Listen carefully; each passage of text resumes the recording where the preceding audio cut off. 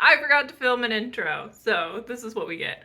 I'm Kara, aka Clefairy Creations, and today we're going to be looking at turning our sketches from our sketchbook into a finished piece. So, things you'll need: paper, classic, and any medium you want to turn your lovely sketches into finished work. So, let's go. Alrighty, so what we're going to be doing is we are taking our sketchbook drawings and we're going to be translating them into a finished piece. So if you're like me and you use your sketchbook to, just come up with new ideas, then this is a great exercise. I'm going to be using watercolors today, so I have my Koi watercolor palette, and I'm going to be using the original colors. So if you want to see a swatch of these original colors, I have a video on it, I think from a couple of weeks ago, so you can go back and look at that if you want. Again, if you are new here, I'm also kind of new to watercolors, so a lot of the times I'm just trying to get the technique down. I still have lots to learn, but I'm excited for this piece. So let's get started. First things first, we need to pick out a brush. Now, this is probably my favorite brush that I've been using purely for watercolor. I haven't had it for super long, and I come from being an acrylic artist. So having this brush that is purely just for watercolor means that, it's not going to be caked at the bottom here with a bunch of acrylic paint. So I already have my water and have my lucky rag. I don't know if it's lucky, but it helps me to, not make a lot of messes, maybe. So identifying where I want to start. In watercolor, it is super important that you work in these layers.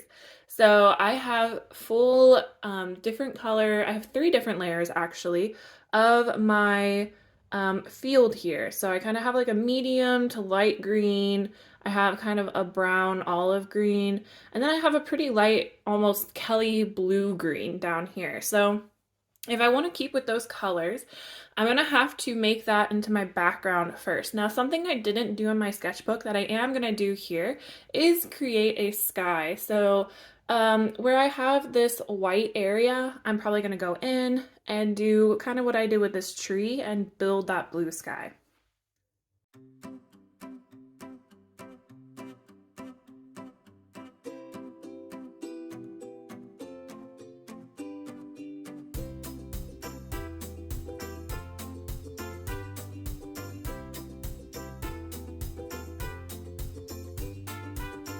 Okay, so far I put down my first layer of colors.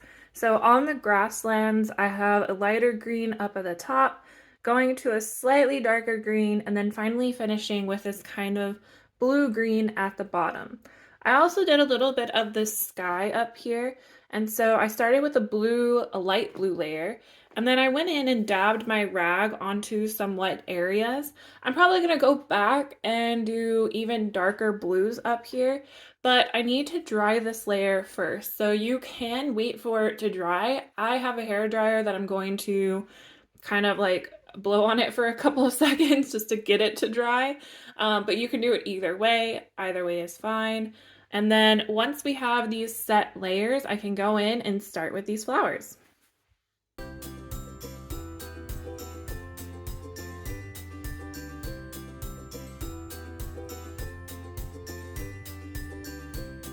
Okay, so my first layer is now dry. I do want these colors to be a little bit more pigmented, so I'm going to go in with another layer doing the exact same thing.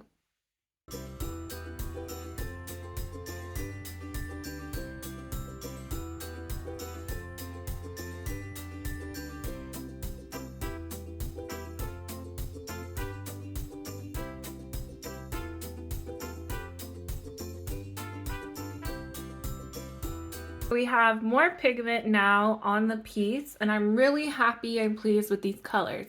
I'm going to go dry it again with the hair dryer, and then we're gonna get started on those flowers.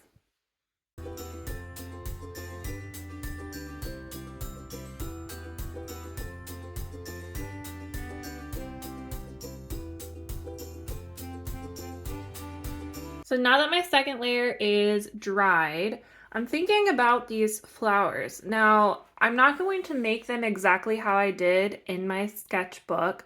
They are fairly big in my sketchbook, and I don't think I want to translate that to this piece. However, I will give some perspective or depth to it. So in the front here, I'm planning on making just some bigger flowers to give the idea that they are closest to us.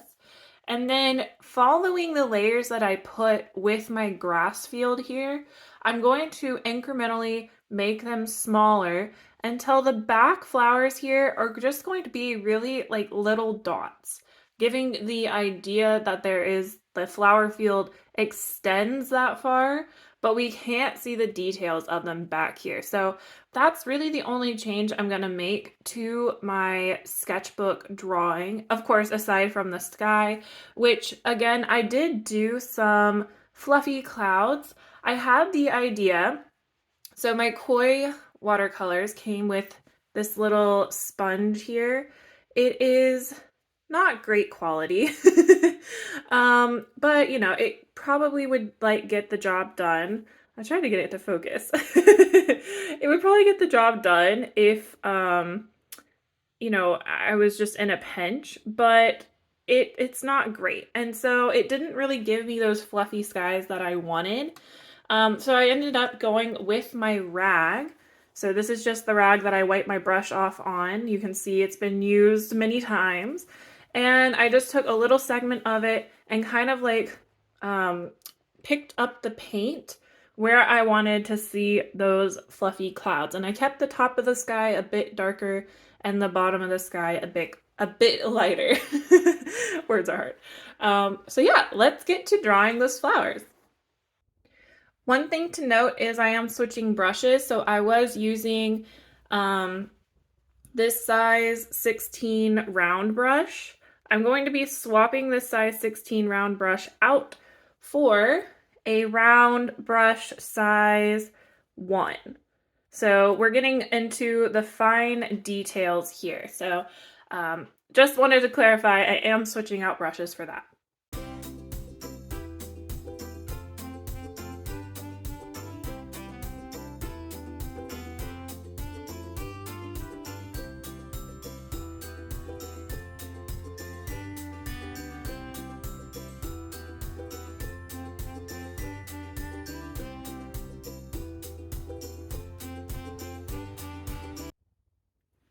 Okay, so we are done with our flowers. Well, not done. We're done with the first layer. So as you can see, I have put down just like general flower shapes, and I did it in a bunch of different colors. So I decided to go rainbow flower field, which love it. So I'm gonna go back in and I'm gonna add especially some details to these front bigger flowers. And then I'm not really going to add a huge amount of details back here. What I am going to go back in and do is the green part. So these first flowers will have like stem-like things. And then as I go back, I'm just going to put dots of green throughout it to give the illusion of leaves and grasses and stuff like that. So flowers first, second layer, and then that greenery.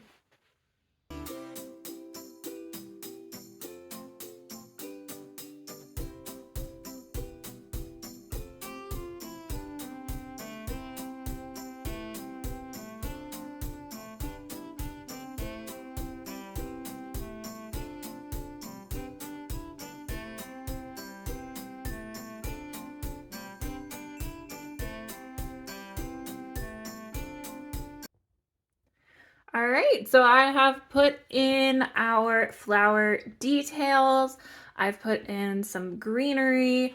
Now it's time to untape. So is this, if we're looking at it from the sketchbook to the finished piece, is it 100% exactly the same? Absolutely not.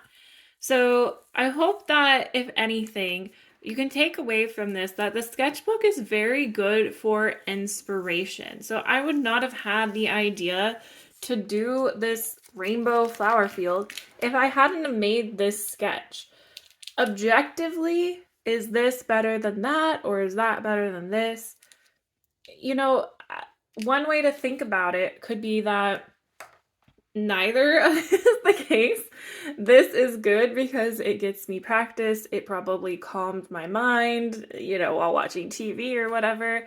And then this is good because I got technical practice with my watercolors. So neither one is better than the other. They are both very important to the overall art journey. So one thing to keep in mind whenever you're creating sketches in your sketchbook and you're like, this kind of is weird. I don't know about this one, We all get those thoughts. So yeah, just remember that anytime you sit down to create art, you're already, helping yourself out as an artist overall, which is a great thing.